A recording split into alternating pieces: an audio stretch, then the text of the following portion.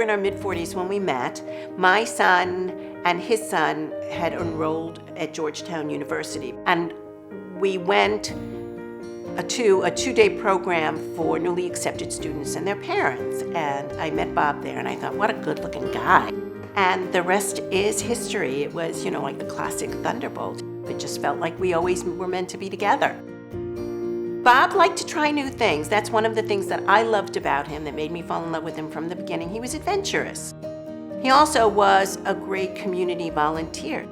It just so happens that we have two very dear friends, both of whom are hospice volunteers. In talking to them, it appealed to him to be helpful that way. And he has a lot of patience, and he is funny, so he just thought he could bring something special.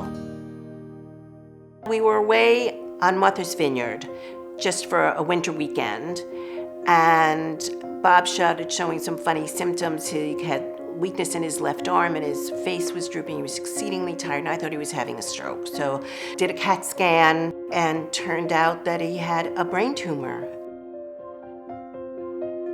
When you admit to a finality that you don't want, it's exceedingly hard.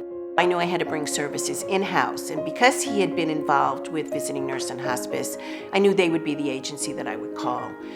I felt that they truly cared about me and Bob. They were concerned about our well-being and whatever we needed.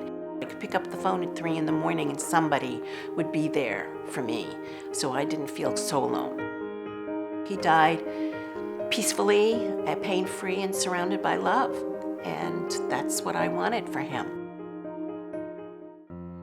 I think it's really important for people to support visiting nurse and hospice, to open your wallets and your checkbooks, just like I have, because you don't expect to ever have to need these kinds of services, but because of them, Bob's last months were the best that I could possibly make them, and that gives me a lot of comfort.